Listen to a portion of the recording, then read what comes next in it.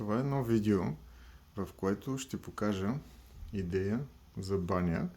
Това е една малка баничка в един хотел на север в Канада. Искам само да ви покажа колко плочки има сложени и как е отделено мокрото помещение, което е за къпане от другите чешмата. Значи, това е тук чешмата, която е вдигната и под нея е празно, може да се чисти хубаво.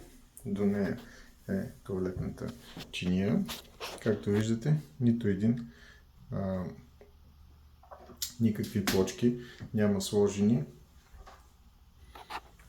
до чешмата. Отгоре е сложено едно огледало и тук има нещо като етажерка, рафче. То огледалото фактически е монтирано отгоре на тази етажерка. След това е тоалетната чиния с външно казанче. Тук, както виждате, плочките са само на земята. Вратата е цялата дървена. Има една кука.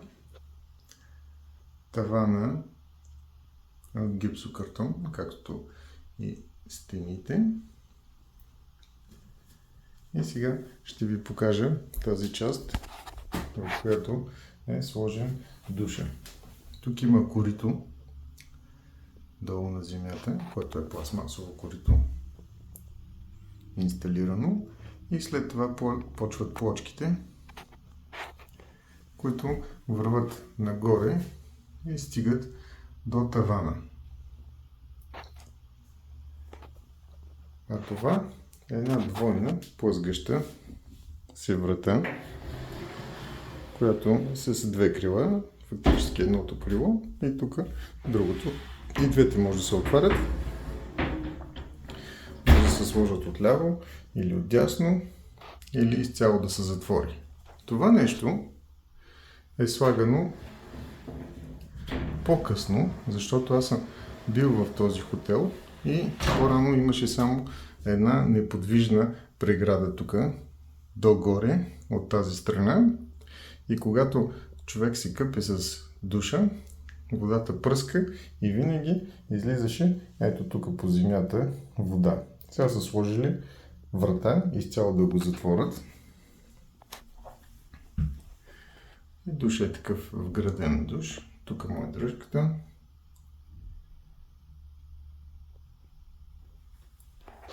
Горе главата на душа. Тук по стената се виждат от предишния параван, който го бяха сложили. Той е стигал догоре, даже и горе си личи малко докъде е бил. Като са сложили обаче, недете да си мислите, че кой знае колко хубаво ги правят стените тук. Ето сега ще покажа. Тук долу вратата плътно я затворих. Ето, плътно я затворих и като вървим нагоре, почва да се вижда вече луфт, който горе стига, може да си човек да си провре пръста. То вода чак там не пръскаде, но това е начин по-нататък не може да се затвори. Така ги правят тук, само плочки в мократа част по стените, а иначе земята е цялата в плочки. Аз се очудвам, че по принцип все още има хора, които предпочитат цялата баня да е догоре с плочки.